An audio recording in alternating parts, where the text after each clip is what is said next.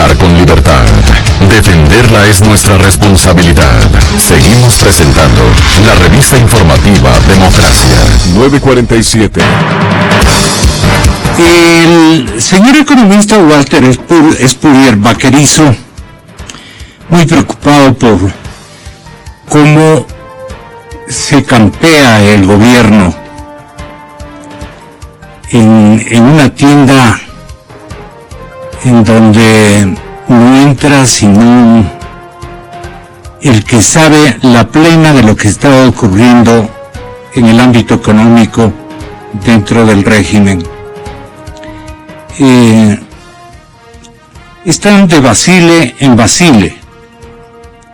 Se manifiestan afectos a la temática política, a la temática jurídica, constitucional,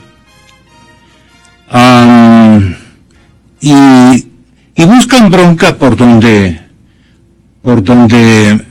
menos uno piensa, pero ellos están ahí provocando.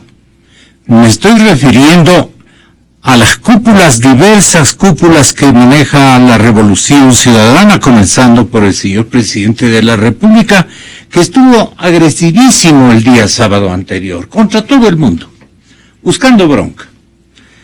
Entonces él dice que tales miserables tengan la bondad no tengan la bondad, sino esclarezcan la denuncia de que en este gobierno se ha robado más de la cuenta, de la manera como él suele decir. Y entonces hemos llegado a la conclusión, y Walter Spurrier dice lo propio: el gobierno quiere y está encantado de referirse y de generar polémicas permanentes en el lado político, en el lado social y en circunstancias de segunda significación e importancia frente a lo que debió estar ya encima de la conflictividad económica, que con una irresponsabilidad histórica no quiere exhibir un solo pensamiento, una sola fórmula de solución, un solo plan económico, un solo formato económico que venga a dar como resultado un cambio radical de la situación que está imperando. Entonces, y yo no sé a dónde nos puede conducir lo que Walter Spurrier dice: más deuda, más deuda, más deuda. Todos los días estamos, y eso de lo que los medios de comunicación alcanzan a recoger, a visualizar, a darse cuenta de cualquier operación urgente, estratégica, de fiar plata por donde uno menos piense. Hemos descubierto una serie de entidades de financiamiento a las que está acudiendo la administración Correa, sin darnos ningún viso de preocupación de lo que realmente hay que hacer. Un plan económico que destinado a qué circunstancias.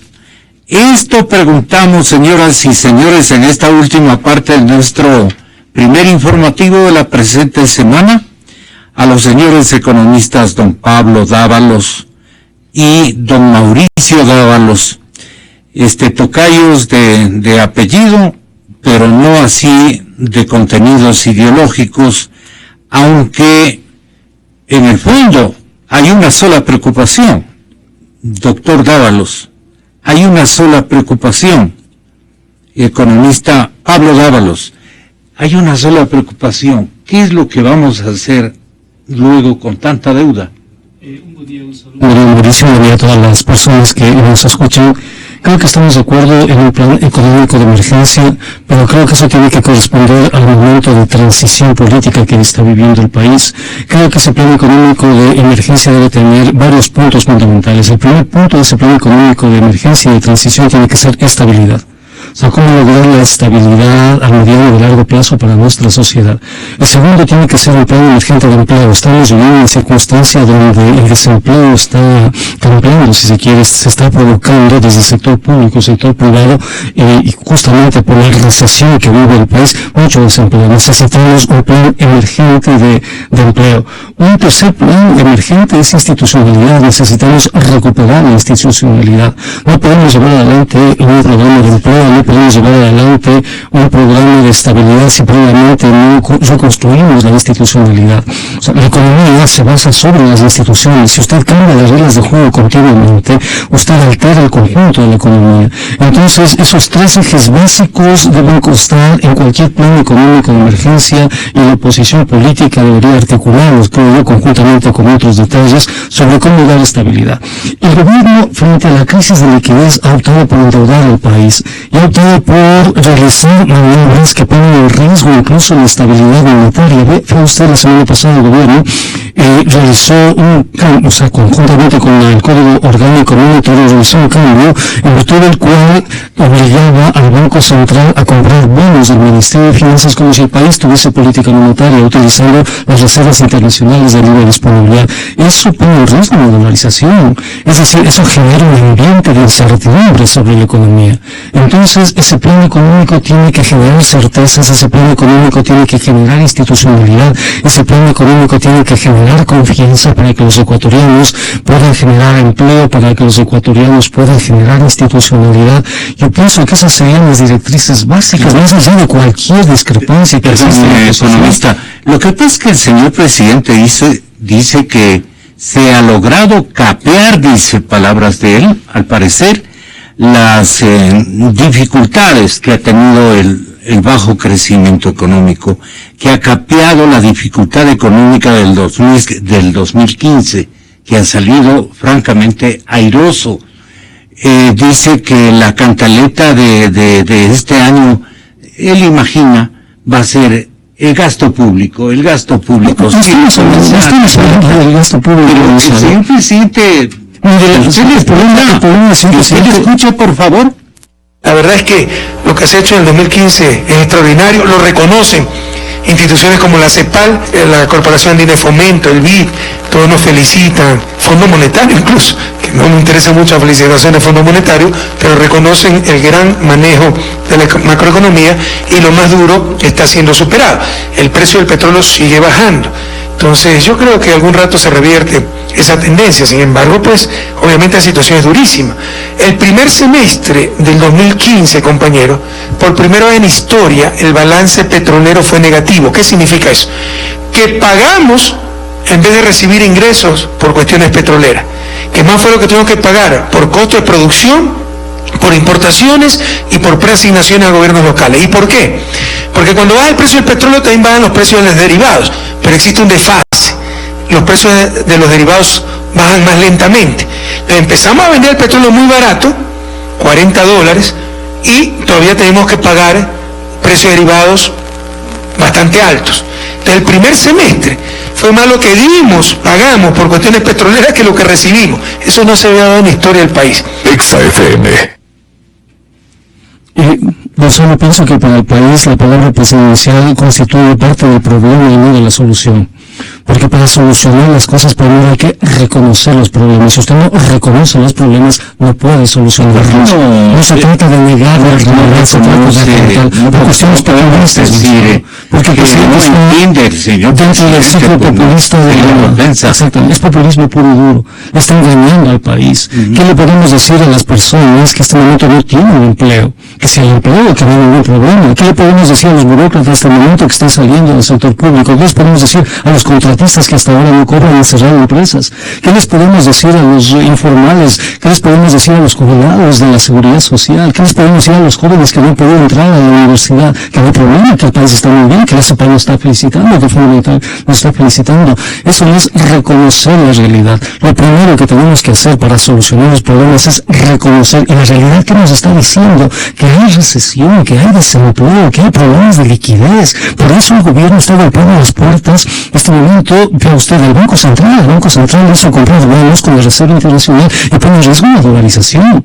Si no hubiese problemas, no habría necesidad de acudir a estos mecanismos desesperados de financiar la liquidez con estos recursos, con el reglamento del Banco Central, con el Ministerio de Finanzas. Es decir, hay problemas, y la primera responsabilidad de un estadista es reconocerlos.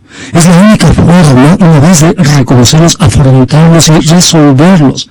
Decir que no hay problemas, que todo está bien, es engañar al país, a los desempleados, a los jóvenes que no tienen acceso a la universidad, y eso creo que el país ya lo está superando, ¿no? Pero entonces subestima a la clase profesional, a la clase media especialmente, a las capas altas, no sé, pero realmente, economista Mauricio Dávalos, el señor presidente, si no admite que está muy mal su gobierno, consiguientemente está muy mal la economía ecuatoriana, nos puede llevar a un momento en que ya la catástrofe ocurra. ¿Y cuál sería la catástrofe? Por ejemplo, la conclusión por propia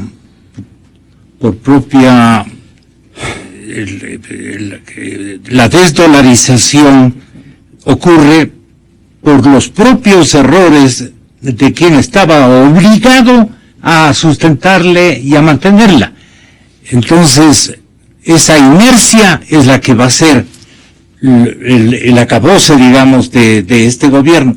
Él no está advertido. ¿En qué confía el señor presidente de la República para que esté jugando con las enmiendas o esté aplicando a conocimiento de la gente otras recetas que no vienen al caso, que no son? Ustedes como economistas se dan cuenta que está alejado totalmente, tanto de admitir el escenario que tiene que convalecerlo o arreglarlo, como también de las fórmulas que va a utilizar. Y él anticipa que no va a ir ni al Fondo Monetario y que tampoco va a acudir a la banca de los Estados Unidos. Entonces, ¿a dónde estamos también nosotros irresponsablemente dejando que camine el régimen? Buen día, Gonzalo. Buenos días, economista. Mire, Gonzalo, verdaderamente yo no le había escuchado en la sabatina, pero le había escuchado exactamente las mismas palabras casi en la inauguración de alguna obra que hizo el día sábado. Y verdaderamente me sorprendió, porque cuando vemos que tenemos un país que no puede competir por falta de competitividad y porque se le encareció el dólar, que es su moneda, prácticamente con nadie en ninguna parte del mundo, uno no puede decir es que lo he hecho todo bien y por eso es que estamos. Eso es lo que dice. Por otro lado, cuando uno no entiende que las importaciones cada vez son más importantes como parte del funcionamiento de la producción ecuatoriana, ya que las importaciones han pasado del 2006 del 29% llegaron hasta ser el 34% del Producto Interno Bruto en relación. Y por lo tanto, cuando vimos que las materias primas caen en las importaciones en 12%, los bienes de capital en 15%, debe ser porque se está invirtiendo cada vez más y porque el país está produciendo cada vez más, sino cada vez menos. Y eso, decir que es bueno y digno de felicitación, me parece que es extraño. Tampoco puede pensarse que en un país que ya claramente en el año 2015 va a tener una contracción de la economía, porque ya no es hora de que a estas alturas del partido, en enero del 2016, sigamos pensando que hemos crecido de alguna manera en el 2015. No, la economía se contrajo, punto. Es eso digno de felicitación y no es por el petróleo. Y el problema del petróleo, ¿culpa de quién es? Sí, bajaron los precios del petróleo, pero $42 de promedio de venta del petróleo por barril en el año 2015, ese petróleo, ese precio, históricamente, si se toma a precios del 2004, quiere decir $22 por barril, lo cual es una cifra histórica muy buena, que si es que no habría cambiado los contratos, este rato estaríamos muy bien, y no haciendo lo que el presidente ha descrito, que le ha tocado pagar al país porque le den sacando el petróleo, antes que recibir una renta petrolera. ¿Eso es manejar bien el país? Es el No es, o sea, ¿quién puede entender que eso es manejar bien el país? Y por otro lado, perdone, denme una alternativa. Y por otro lado, el crecimiento de tributos que hemos tenido en el país ha sido tan fenomenal que simplemente la economía privada está completamente ahorcada. Son tributos y son obligaciones costosas que ha puesto, regulaciones que generan obligaciones costosas que se ha puesto a través de las leyes. Eso, con una producción, con una actividad económica en decaimiento, va necesariamente a caer. Pero si es que no hace concomitantemente una revisión de en qué gastan ese dinero, simplemente lo que van a hacer es aumentar la deuda, que es extremadamente peligroso ya por los niveles en los que andamos, o seguir acabando con las instituciones, como están acabando con el INS, o lo han acabado ya de una vez. Así es. Y adicionalmente, ya encontraron que los 2.946 millones, 496 millones que tuvimos de saldo de la Reserva Monetaria al 31 de diciembre, es una fuente inagotable de meterle bonos al Banco Central a cambio de plata. Pero esa reserva, por Dios, entendamos, tenemos el oro empeñado afuera, porque es empeñado. Así se le debe decir. Claro. En segundo lugar, tenemos 1.300 millones hasta ahora ya entregados al gobierno por parte del Banco Central, a cambio de bonos del Estado que son absolutamente ilíquidos. Si sumamos tan solo esos dos rubros, la Reserva Monetaria Internacional queda en nada. Y su liquidez es ridícula. Por definición, una reserva tiene que ser líquida. Y decir que no se necesita reserva en dolarización, eso no es técnico. Por favor, sí, tiene otra función distinta de aquella que tiene cuando se tiene moneda. Así es. Pero la reserva es de todas maneras lo que el país puede echar mano en el momento en el que, como vamos sufriendo, vamos teniendo una balanza de cuenta corriente que nos está ahorcando cada día más. Entonces, todas estas cosas son cosas que verdaderamente a mí me extrañan, por decirlo menos, en el oír que el presidente dice que después de todas estas barbaridades que estamos sufriendo los ecuatorianos, además merece medalla por el manejo de la economía. ¿Qué tipo de colapso eventualmente está buscando el presidente? ¿Qué tipo de desenlace está buscando el presidente de la República?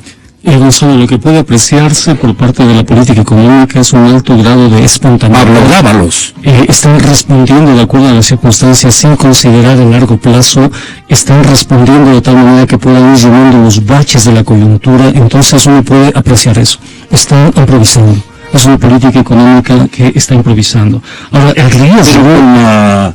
¿Algún sentido de...? ¿El problema cuál es? El problema es que no tiene liquidez.